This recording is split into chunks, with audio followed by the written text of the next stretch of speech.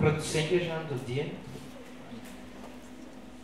narakusenga akazi marandi umunyamasengesho icyakoza gusenga twavuyemo ibindi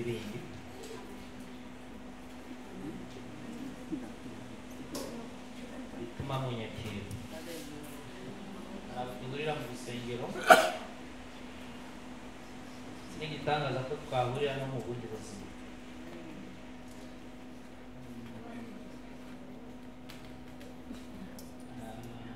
umushumba w'itorero muri Israel Church dukorera Inyamihanda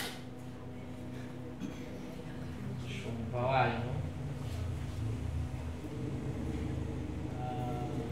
umushuti wacu ajya dusura akatugenderera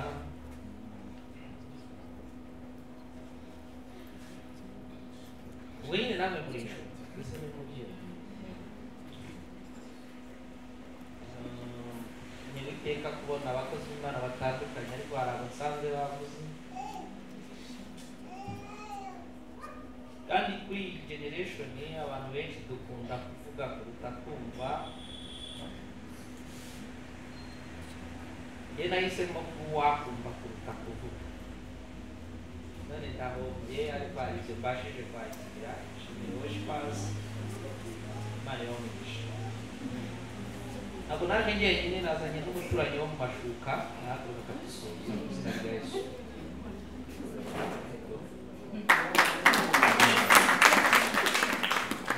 mwamuraga agatambonye kubera agapfukamunwa waduhaye ubutumwa akazana ejo batazamurwa akure agapfukamunwa tumumenye ni umunyacyubahiro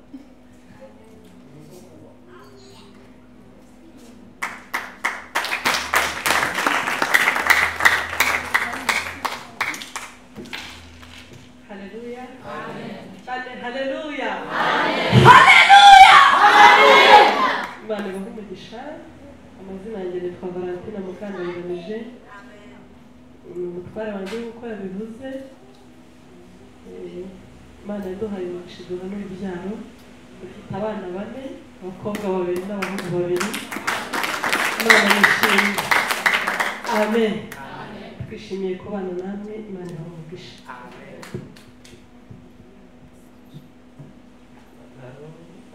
urubyaro twagendanye niba ari nsa urana we n'umukobwa wacu izina ry'Iteka ry'icyubahiro. nta nyigisho n'imwe numva ngira nakigisha ngo ngende irangiye ko naho nagendaniye nawe nta harambona nigishije ngo ndangize impamvu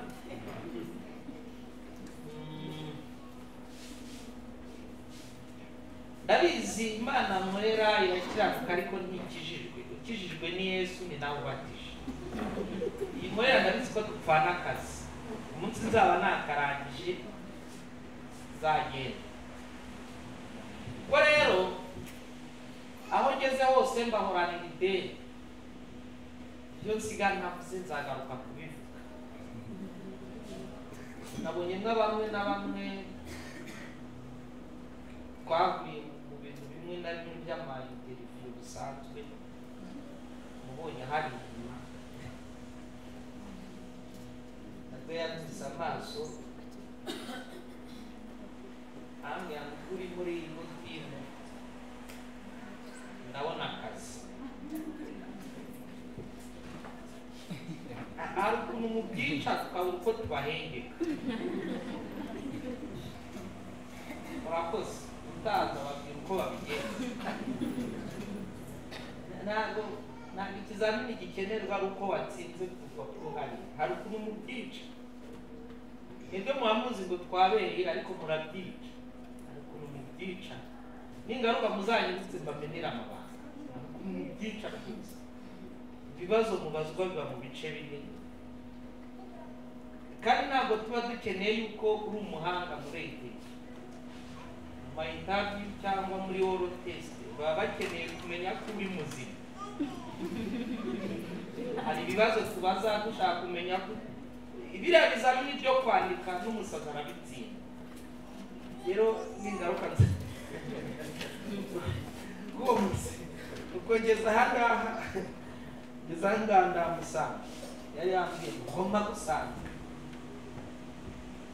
murakoze murakajya kujya katwihute mu buzima busanzwe n'izi ububanyi mpuzamahanga ariko njye ntabwo nkorera ku wundi musozi, nkorera ku musozi w'idini. Cyakoze aho wanyiyambaje gukora ibimeze nk'ibyo njyayo. N'izi ububanyi mpuzamahanga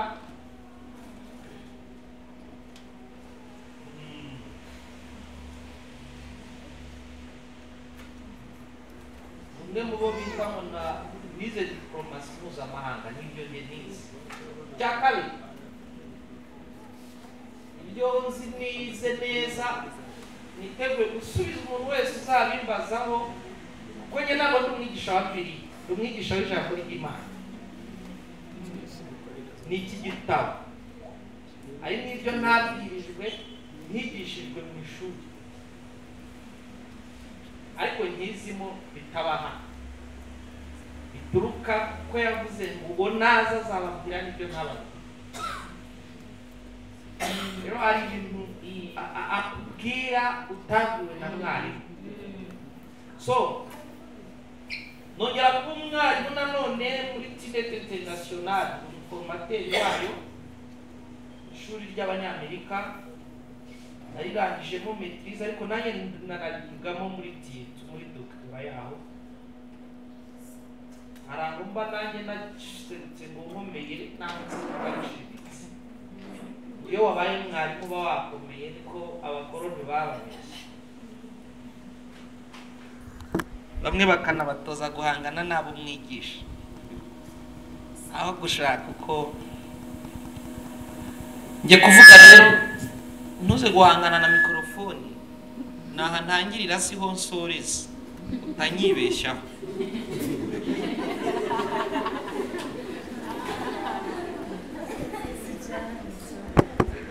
Sawa, nshimiye washpazi kuko niyo nsanze kandi irangaburiye. Numve ko mungaburiye.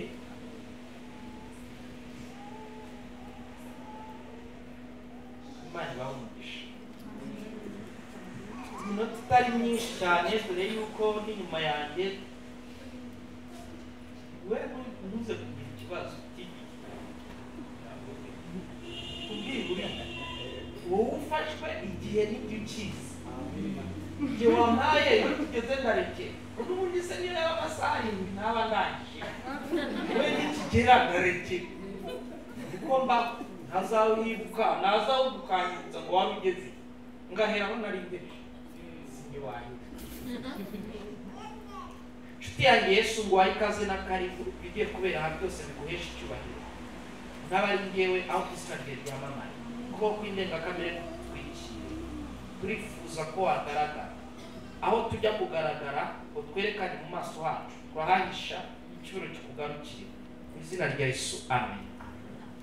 Dukingure Bibiliya zacu duhere mu gitabo cy'Itangiriro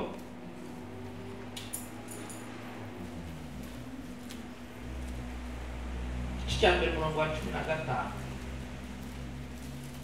Ntaje numvishe Irene kandi madamu ntabwo aramwumva, kandi mfite akazi turi gukora mu kanya.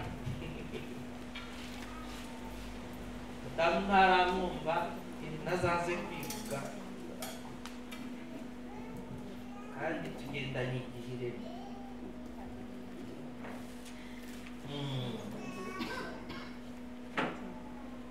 Umwe mu bagabo bafite umuhamagaro 15. Kamere 14 nibwo muri bubiduhu. Imana iravuga iti mu isanzure ry'ijuru habemo ibiva bitandukanye amanywa n'ijoro, bibereho kuba ibimenyetso no kwerekana ibihe n'iminsi n'imyaka. biberaho kuvira mu isanzure ry'ijuru kugira ngo biyivire mu isi. Biba bityo. Imana irema ibiva bibiri binini, ikiva kinini cyo gutegeka amanywa n'igito cyo gutegeka ijoro. Munsi handitse gute ko ari byo jambo ushaka? Irema amanywa iyaremera ikiyategeka. Impamvu nahereye hejuru nendaga kugira ngo mwumve mukora association des amanywa irema ikiyategeka, ijoro irema ikiritegeka, girema n'inyenyeri uzitegeka iki? Niba mwakore mwumvisha aho twahereye komesi. Urwa mbere rw'Abakorinto 15:41. Urwa mbere rw'Abakorinto 15:41. Wa muturanyi wo mu mashuka aza kunsomera na Matayo 2. Matayo 2 aherera rimwe ageze gatatu ahita asimbuka kuri karindwi. Bamugezeho mikrofone. Aha, awandi narivuze ni he? 15:41. Uko zima ntabwo wageze wowe. Okay. Aho uri haso. Aho navuze n'undo hagera itaso. Ubutumwa bw'isiko bwanditswe na Matayo igice cya 2. Some duhere ku murongo waho wa mbere. Yesu amaze kuva i Betelehemu mu gihugu cy'Iyudaya ku ngoma y'umwami Herode, haza abanyabwenge baturutse iburasirazuba bajya i Yerusalemu, barabaza bati, umwami w'Abayuda wavutse ari hehe? Ko twabonye inyenyeri ye turi ko twabonye inyenyeri ye turi abanyabwenge baturutse iburasirazuba bajya kuramya Kristo. Apana Mwuka Wera kubibabwira. Muri kunyumva? Babonye inyenyeri imugaragaza ko havutse umwana. None tukaba tuje kumurana. Icyo gitumye bajya kumurana. Umwami Herode abyumvise, ahagarikana umutima n'ab'i Yerusalemu bose. Umurongo wa 7. Nuko Herode ahamagara abanyabwenge rwihishwa, abasobanuza neza igihe yababoneye ya nyenyeri. Igihe baboneye ya nyenyeri komeza abatuma i Betelehemu ati, nimugende musobanuze neza iby'uwo mwana, nimumubona muze mubimbwire nanjye njye kumuramya. Bamaze kumva umwami baragenda, kandi ya nyenyeri babonye bakiri iburasirazuba ibajya imbere, irinda igeraho uwo mwana ari ihagararaho. Babonye iyo nyenyeri baranezerwa cyane. Bageze mu nzu basangamo umwana hamwe na nyina Mariya, barapfukama baramuramya, maze bahambura imitwaro yabo bamutura amaturo y'izahabu n'icyome n'ishangi. Baburizwa n'Imana mu nzozi gusubira kwa Herodi, banyura iyindi nzira basubira iwabo. akongeraho nayo Yoweri 2:10. Mbere yabo isi iratigita, ijuru rirahinda, izuba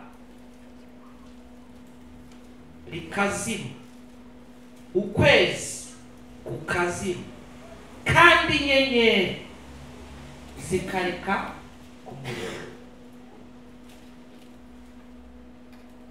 Nahandi navuze hano basomye ni guhari. Ngano buri wese nta uzamundi 15 haso mirongo ine na rimwe. Yego. Ubwiza bw'izuba buri ukwabwo, n'ubwiza bw'ukwezi buri ukwabwo, n'ubwiza bw'inyenyeri buri ukwabwo, kandi n'ubwiza bw'inyenyeri buri ukwabwo, kuko inyenyeri imwe itanganya ubwiza n'indi nyenyeri. Inyenyeri imwe ntabwo inganya ubwiza n'indi nyenyeri. nshuti yanjye Yesu igaragaze none hamwe izina rya Yesu, amen. Uri kirenge iminota mikeya ufite uyibyaza umusaruro, kandi nubwo twahura nona tutazongera guhura, ntabwo ari njye kirisito wumve kugushijisha. Icyo ni icya mbere. Icya kabiri, noze numvamo bano bana b'abakobwa biga muri kaminuza ntabwo batanga ibintu byose, bagufasha kwiranga. Iyo ugendeye ku byo mwarimu aguha gusa uririmba uko ubonye, iyo ugize amakuru make wakira uriranga ukagera kure. Sinjye wahera ariko nzagaruka izina rya Yesu.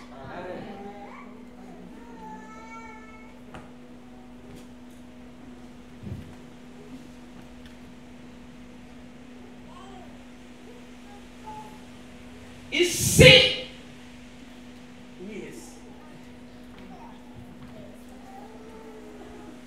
hari isi y'ibiboneka, hari isi y'ibitagaragara, hari isi ureba, hari n'isi utareba. Ihame rya mbere ku Mana usabwa kumenya wowe wicaye, ntabwo Imana yabanza kureba ibyo ureba, Imana ibanza ibyo utareba. Itangiriro rimwe mbere na mbere Imana yaremye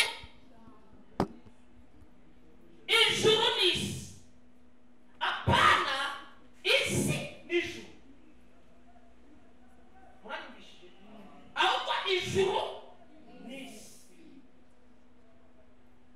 Ntacyo tuba tugendere kuri ubwo busobanuro bw'ikinyarwanda, kuko abafite izindi ndimi ntabwo ari wanditse, ni amajuru. Ariko tuhereye aho ngaho tutangiye kuvuga amajuru, harimo abatokeje ntawasi. Reka tube tugendeye kuri ibyo rimwe. Iyo bavuze ayo magambo bavuga ngo Imana yaremye ibyo utareba, irema n'ibyo ureba.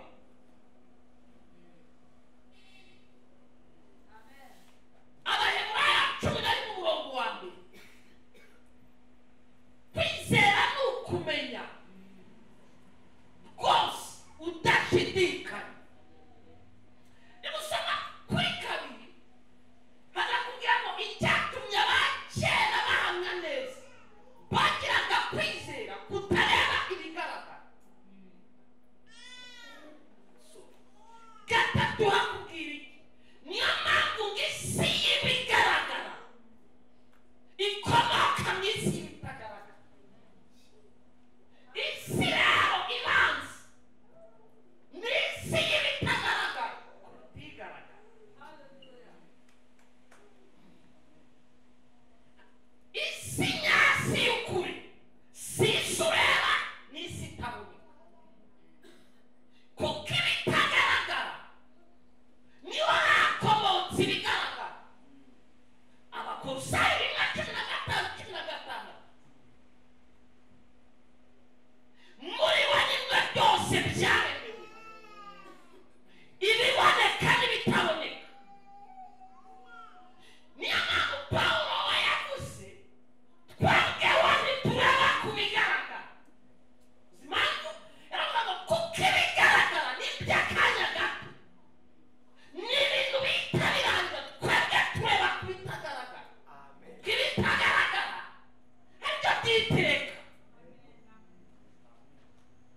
Rero ndashaka kugira ngo umenyeshe ko Bibiliya igaragaza ko hari isi y'ibiboneka n'isi y'ibitaboneka, ko izo si zose ari Imana yaziremye, kandi izo si zose nubwo ari Imana yaziremye, yabanje ibigaragara, yabanje ibitagaragara. Na ku buzima bwawe wowe wicaye ntabwo habanza ugaragara, habanza utagaragara. Turaba muntu mu ishusho yawe. Itangiriro 1:26. Ariko igice cya kabiri barema igitwara umuntu.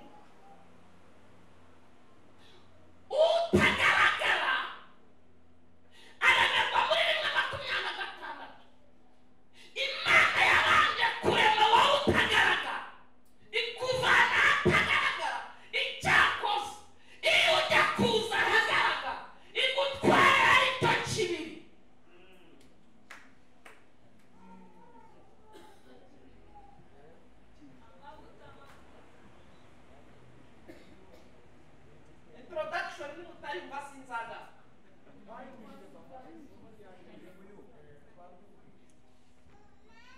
wowe tureba usa n'Imana hari undi iremye haguruka usa n'Imana kandi usa na Yari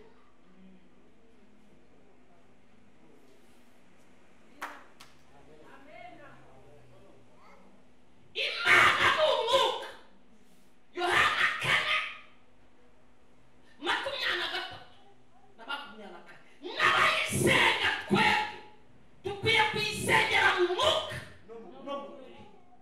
Imana ubwayo ni umwuka ariko najya batangariza ko ari umwuka usa na Yari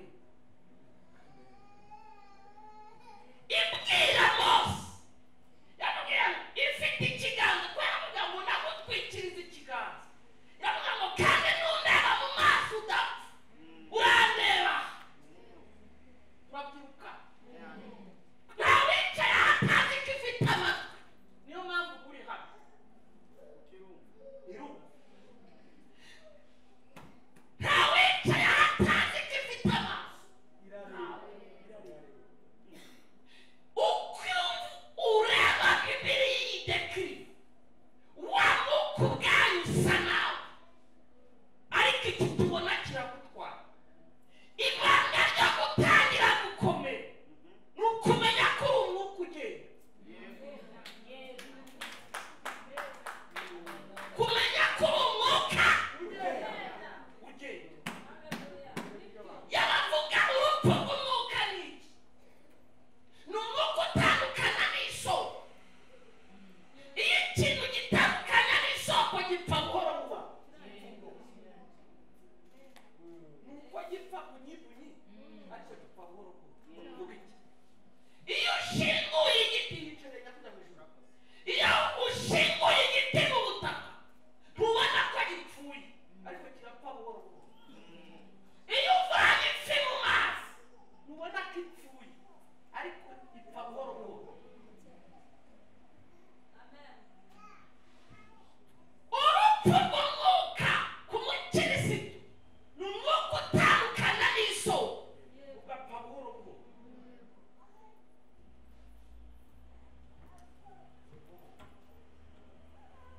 agaruka aho ushaka mu isi kuri wowe wamenye Imana ihame rya mbere ushyira kuri wowe Imana irabanza ireba ibitagaragara ibigaragara biza nakumenye kera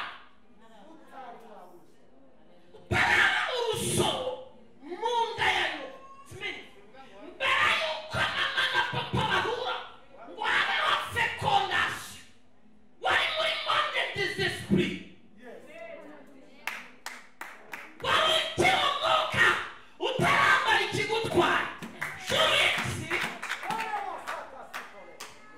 hari icyo kintu kijya gisubirayo niko birivuga muri eklezia mu mubwiriza kijya gisubirayo aho ugiha twavuga ngo yitabye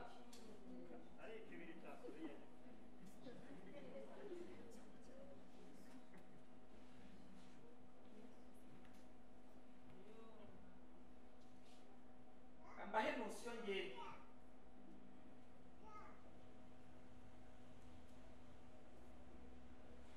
turumuka kuruta uko turi umubiri uzajya nze kuvuga ni gute inzira nka zirindwi zo kureba aho ukomoka uwa kane wakane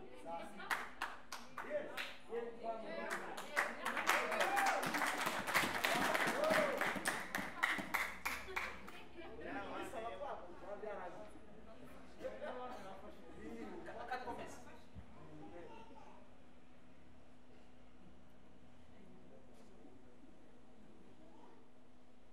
hari isi y'umwuka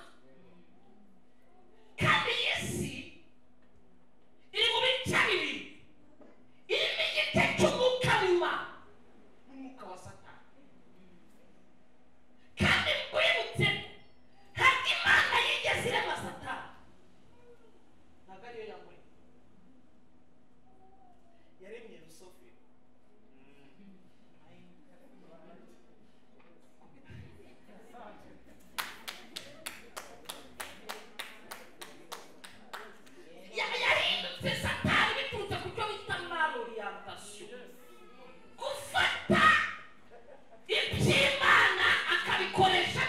byamugize satani harimo bita raw material na final product. Ibintu byakoze iyi mikorofone ntabwo nabyita mikoro.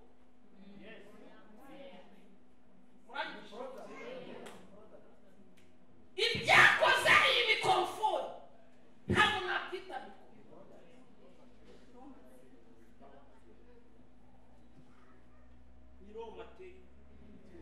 Satani cyakoze mbona no kwa sumuremyi ntanzoka nta satani. Inzoka se ni uziremye bereke muri Bibiliya sicyo bita serafi. Abaserafi serafizme ni inzoka zirabagira. Impamvu Mose ahinduka muri Egiputa akarambika hasi ngo nikaba inzoka n'abakonikoni bakabikora. Impamvu Mose ayasa inzoka n'umuri ntabwo inzoka bivuga satani, ntabwo ari we waziremye.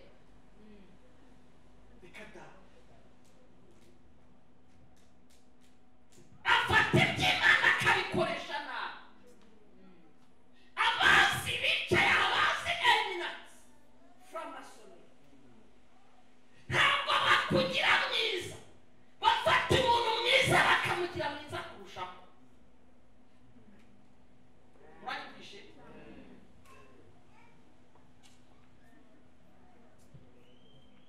Bafata uko Imana yakugize. Niho ngeze ubugeze kuri cya cyangwa niho bashingira bakakuyobya bakakubwira ngo bakugize mwiza. Bafata iby'Imana yakugize, bafata icyo woherejwanyije, ikapasite yabo bafite ubushobozi bwo kumenya inyenyeri yawe.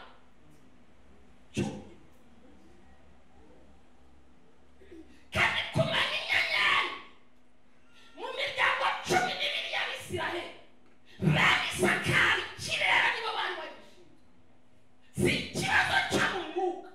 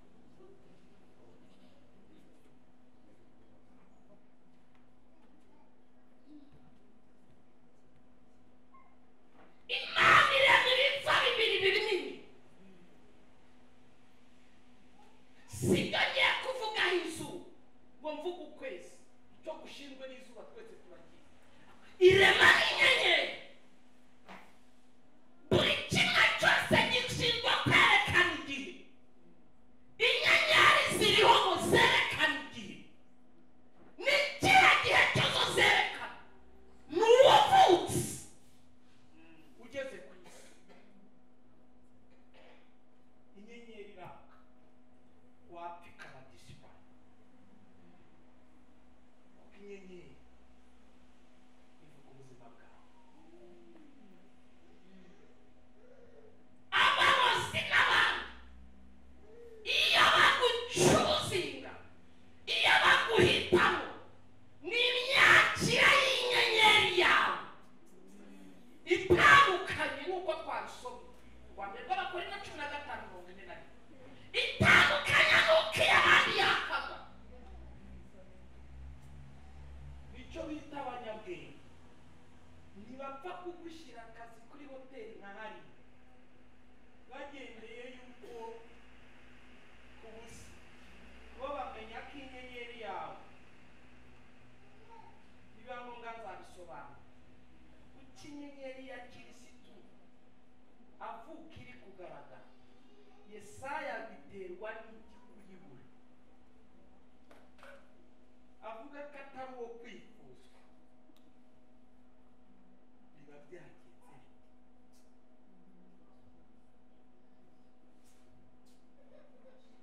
biterwa n'iki?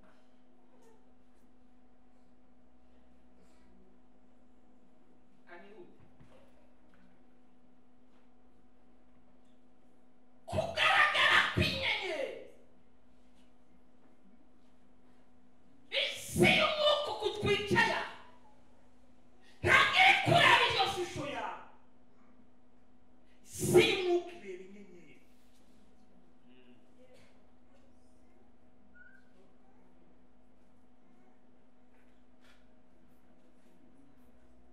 icyakoze kutwicara ntabwo zinganya ubwiza, ariko icy'ingenzi ikwiye kuba yaka. bari basanzwe bazibona,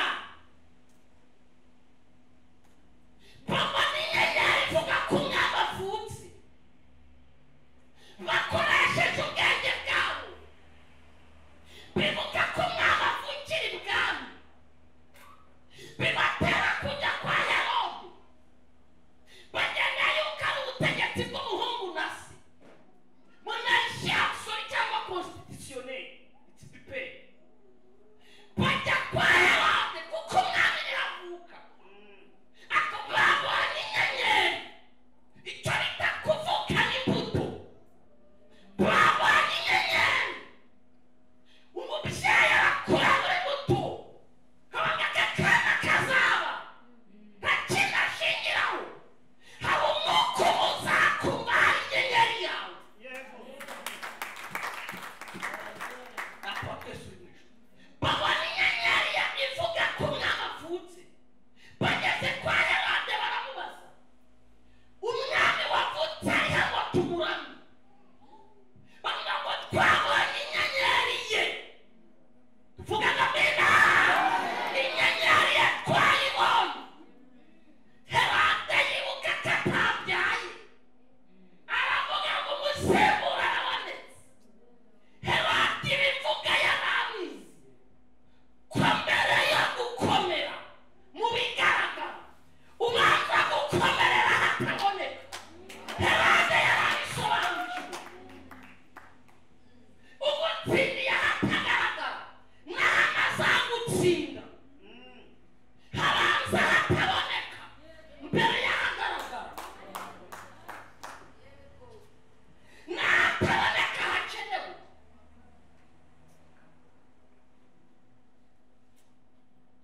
twabonye inyenyeri kugaragaza abanye atabyaye basa abanditsi n'abafarisayo.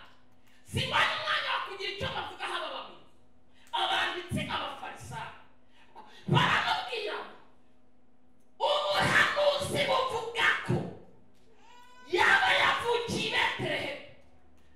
baramubwira ngo genda, arababwira genda mujya kumura, nimumubona mumbwire. ntiyaryamye kandi bataje, ngavuga ngo kora batamubonye,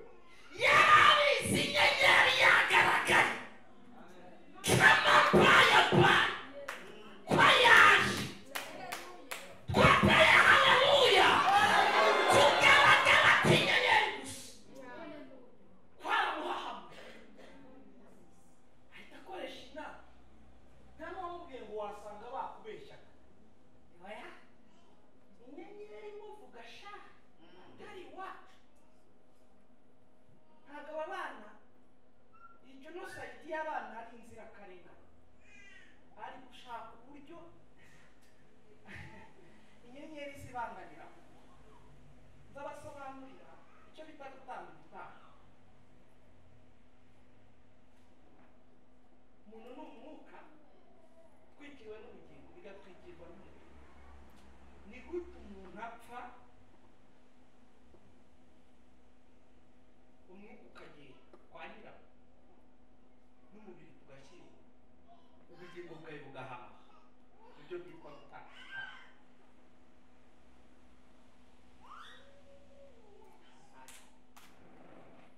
Igitabo cya mbere cyitwa Itangiriro, icya nyuma cyitwa Ibyahishuwe.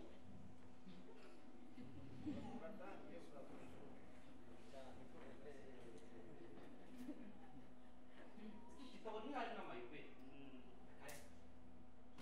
Ntihazagire ibyo bakubwira ngo byakire ngo ni iyobera.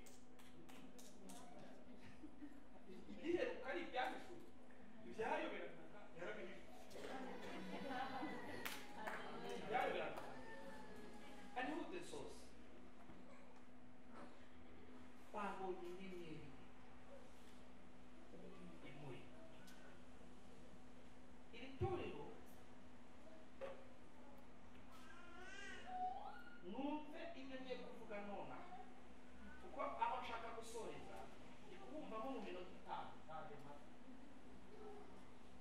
Mvuga ibyo mugomba kumva.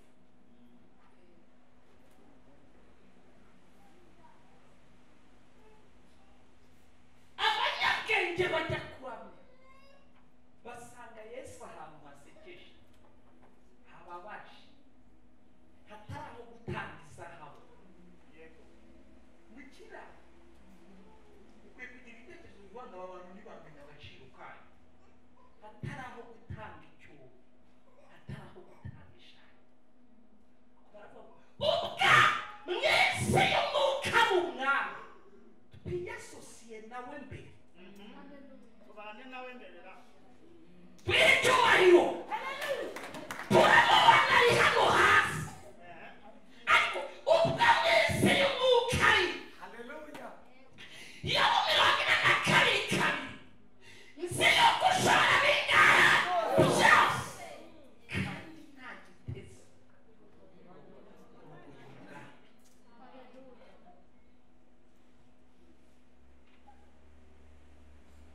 Data wa twese uri mu ijuru, ubwami bwawe busa.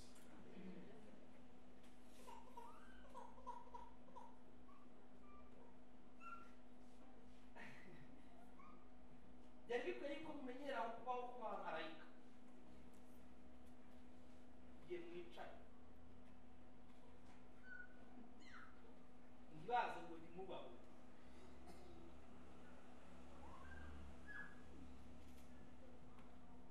Namwe ntimworohewe, ariko mbese nzabigarukaho. Ubundi umuntu areba mu isi bitaboneka.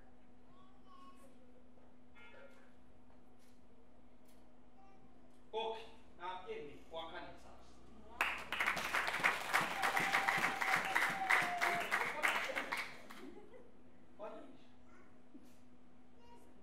Okay, kuwa gatatu nuba witatu wanjye uburyo bwo kuza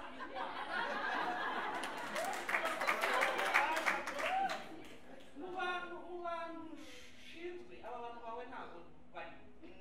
Uzaza akwibutse uzaza kunyibutsa.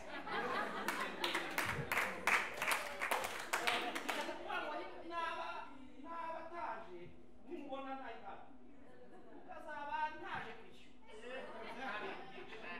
Ariko bitworohera ngo karibu ngo karibu. Aya ntabwo bijya binyorohera. Inuma y'Uburundi sawa, reka twimuke.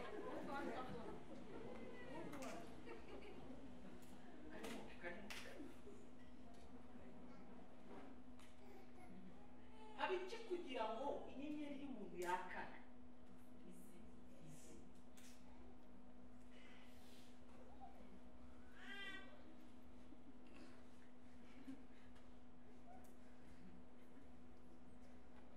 Umuroza bifitiye ubushobozi bwo kumenya inyenyeri yawe akayitwikira,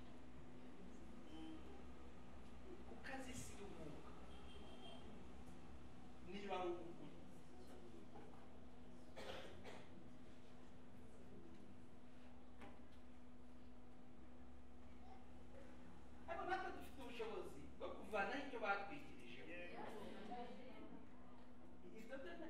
wenda ntituramenyerana cyane niba nubwo senge yakuvugaho ikintu kikakubaho kwererwaga akazi tukakivuga ntibibi mwakibwirayo murakoze icyo wahera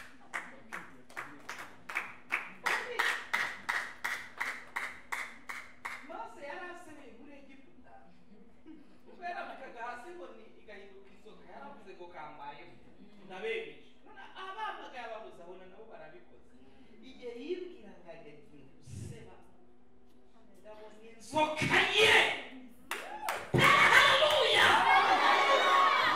ikanwa kanje bwa bwoka bwose ngayifata umuriro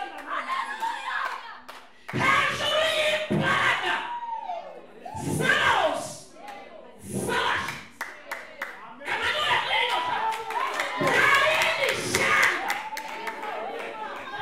rifite Imana twagize gute abaduhuje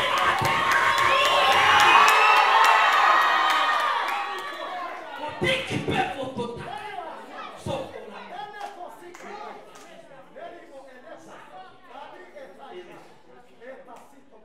haleluya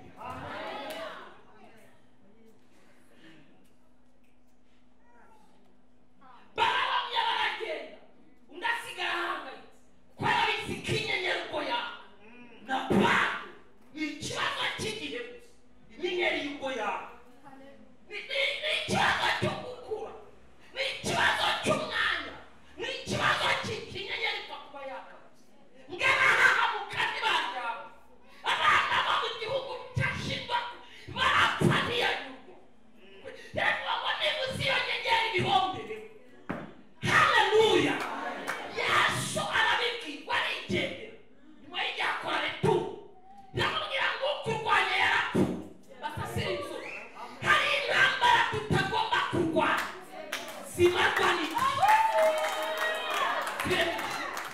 waba ukirishwe we wamenye imana hari intambara utagomba kurwanya zizamarwa n'igihe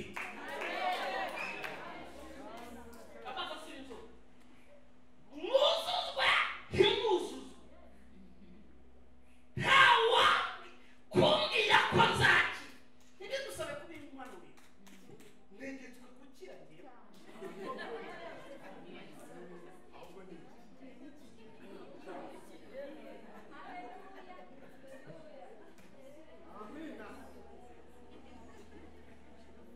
muhanuzi neza ko ugiye muri amerika nanjye namwe uko amerika yabitobuye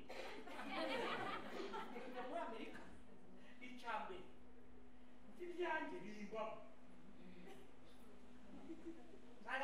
ntabwo ari ukujya gushaka hano oya inyenyeri yaka abanyabwenge nandikirije guhamera yoyaka ngo abandi burasirazuba bikoreye muri rino teraniro abazazimya n'izaka n'izina rya yesu haboneka ibimenyetso by'uko yatse uko ibishinga mu bigawa ahinduka akanwa nonaha uw'inyenyeri ye yazimye ndategeka ngo yaka n'izina ryayo mwageze ngo mutera harimo mubishinyira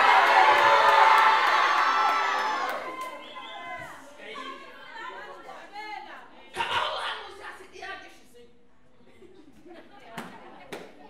unyumvira kugeza kuri mama pasiteri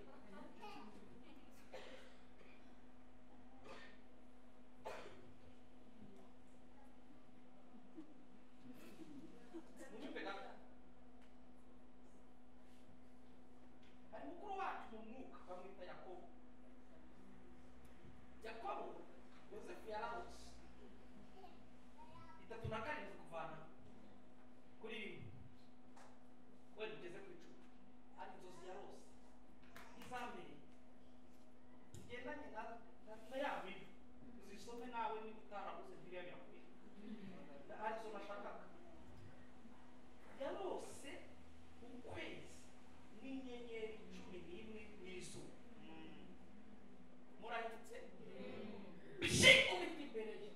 Yakobo yari umunyamwuka, kugira ngo murabizi.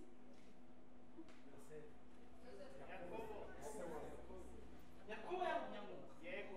mubizi si Beteli Cyane. kandi igihe cyari kigeze ari Beteli yabonye urwego umanuka abamarayika uzamuka abantu kandi uru rwego rwo kwa sekuru Aburahamu. Aha hantu nzasobanura n'urusengero ntacyo bitwaye. Ubwo nintangira kuvuga liye spirituel nzahasobanura.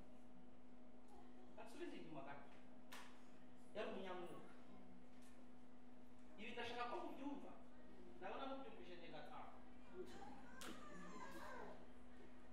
Ararota abona izuba, ukwezi n'inyenyeri.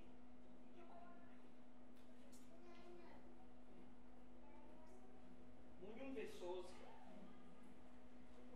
umunyamwuka mukuru tuzi Yakobo yamuhaye explanation, yamuhaye ubusobanuro. Yamubwira ingeso ni ingezo.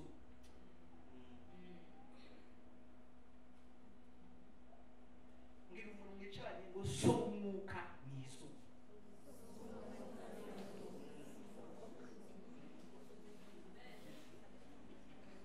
Munyumvire ukwezi ni inyoko. Ikuvuga uko yamusobanura nibyo ndi kuvuga ni ibyanditswe muri Bibiliya. So izuba, ukwezi nyoko.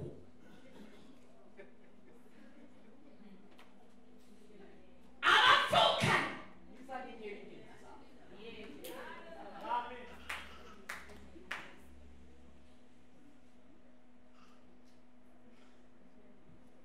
Kamwe kamwe rero yose tahanye. Icyambere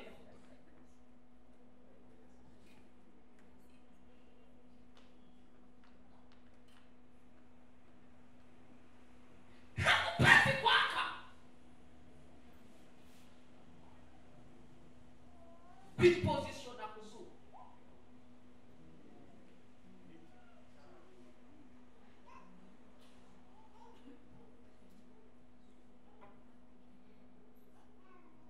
Ukwezi kugira ngo kwake ganyewe bateri tuno turutisore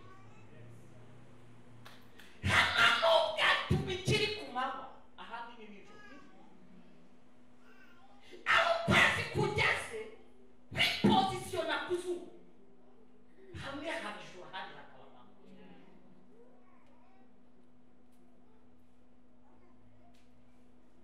Ntabwo pasiteri warabirabura ukwiye kurusha pasta Edouard amavuta hano. Meto wanjye ni masasu, iwacu yandusha ijambo. Nta nubwo yavuga ngo narangiza avuge ngo mugende amahoro. Oya, tugomba gutegereza se agashyiraho agapfundikizo. Basasiriza wese mu Mana nta demokarasi ibamo, ni ibintu by'Abanyamerika.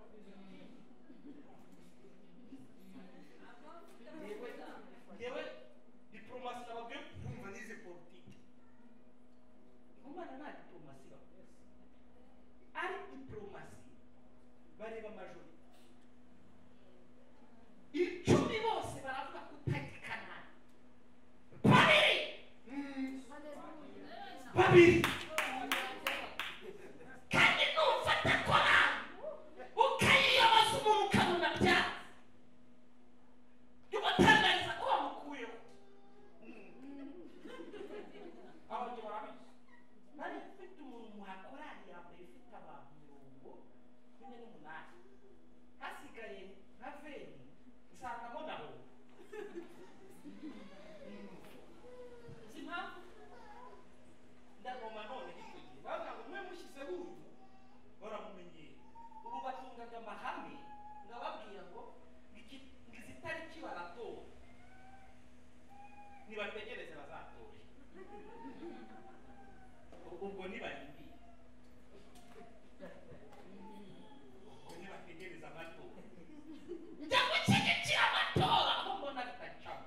iyo bicamo ngomba kuyanika ntizuba izuba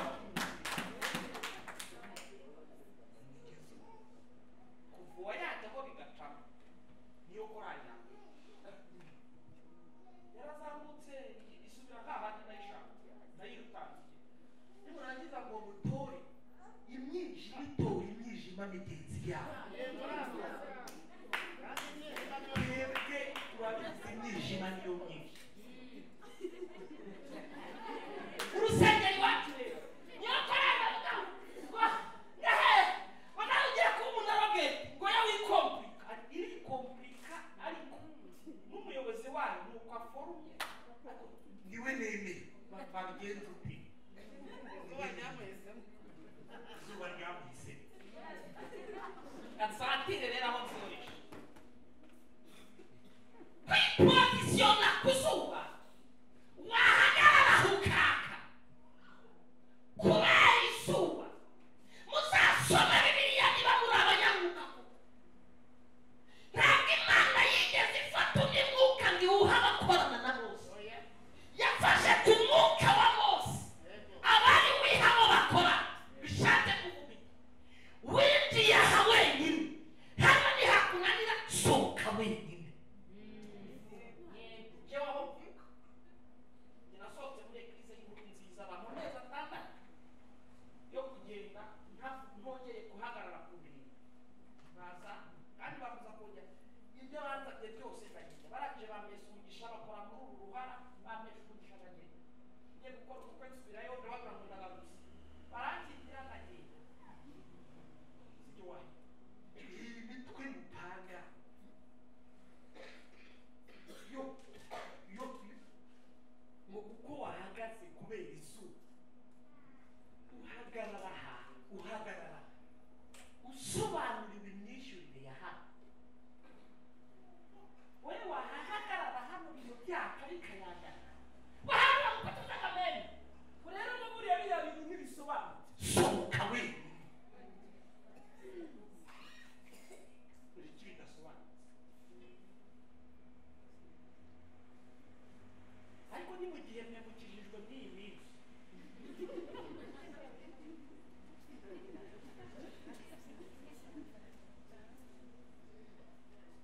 kuzi igihe twakijijwe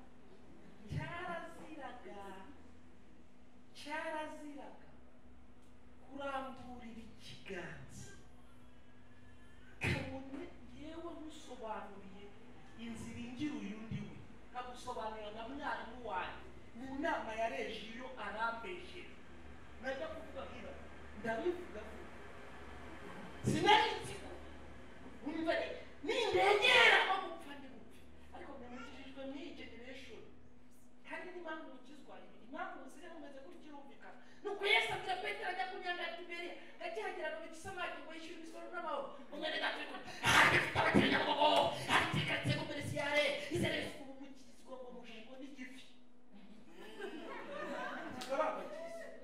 uzagakiza ugendera ibintu mu mwuka uko bifunze dawidi afata bajya kumwica asinziriye kabako biragatsindwa kuramburira ukuboko kwawe ariko mwebwe ko mukijijwe n'iyi generation yebaba we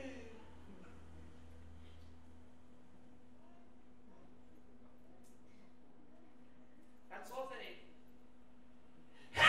niba mushaka ko mwaka umva wakwezi we nta kwezi kwaka kubaho ni pozisiyo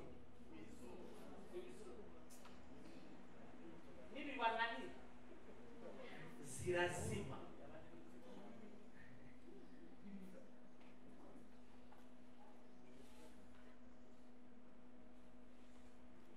nigute umuntu areba mu isi itaboneka umenye muri mwebwe abo zazimye kubera abavuzi n'abo mwazizimije nigute umuntu areba mu isi itaboneka bamwe muri mwe ndabizi hari abazize ubutware bwa satani hari n'abizize abenshi bizize kubera iki umuhungu umwe bita yosefu aba kwasi yari umuhungu w'umwe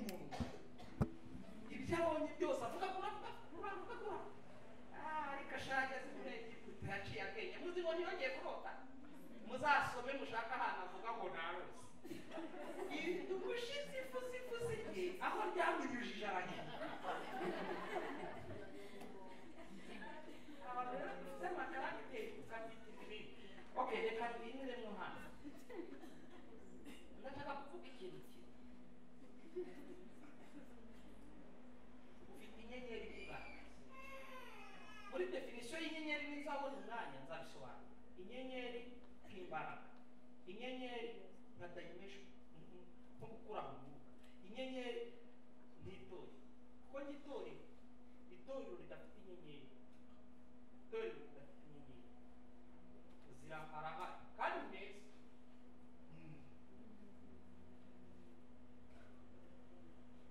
Njyewe simbwirizayo kuko nta muntu nzigera nkundira uwanjye. Mbenguka inyenyeri gatsendereye, buri wese uba afite inyenyeri hano. Ni iki satani bagira zarazimijwe ukabona biranze. Ubwiza ni icyubahiro, ubwiza ni icyubahiro. Ushobora kuba uri mwiza ariko utari ekara, bote ekara, ubwiza no gukayaga.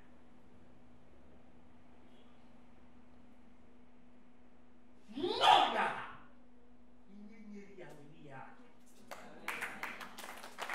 So si ikibazo cy'umwijima, kuko inyenyeri igaragara mu mwijima. Ko yagera kuba inyenyeri yo mu rututu, ni gute inyenyeri igaragara habona?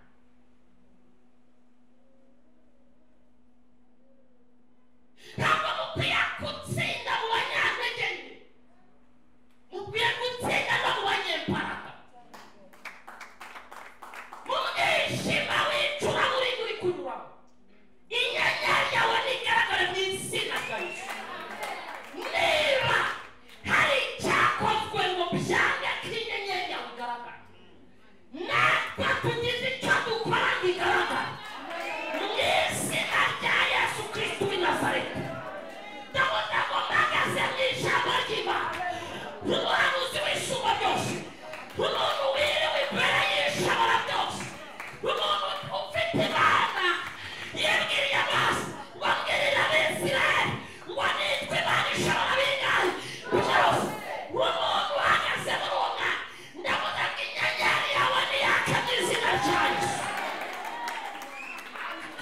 Ndabona ngo inyenyeri yawe niyaka mu izina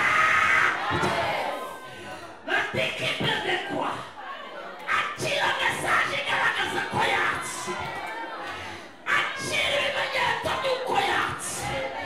Inyenyeri yarimo pararira hano, ariko nonaha niba active, nonaha niyake mu izina rya Yesu. Zotik elemeya, la fetok eletotisa, eletotak. Haleluya! Cyane haleluya! Ntacyo njye kubasaba kuko mbonye iyi vi, iyo mbonye ngo vi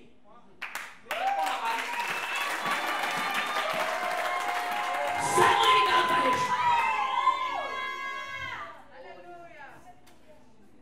Vuga ngo mwami Yesu, ndagushimiye ko inyenyeri yanjye yatse, inyenyeri yanjye iratse, inyenyeri yanjye iratse. Abayibyazaga umusaruro nka Yakobo uko byari bimeze, ariko arapana akamukorera agatera imbere abandi bihinduka.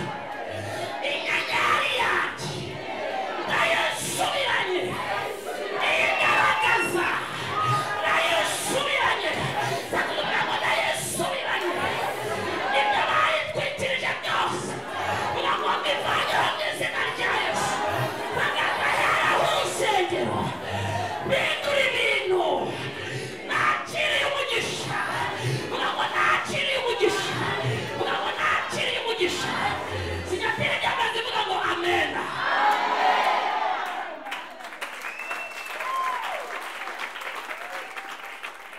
Rabana abwira Yakobo, aravuga ngo namenye ko kuri wowe ariho nkomora icyo ntunze. Ababyazaga umusaruro inyenyeri yawe, yisubirane mu izina rya Yesu. Ndavuga ngo yisubirane mu izina rya Yesu.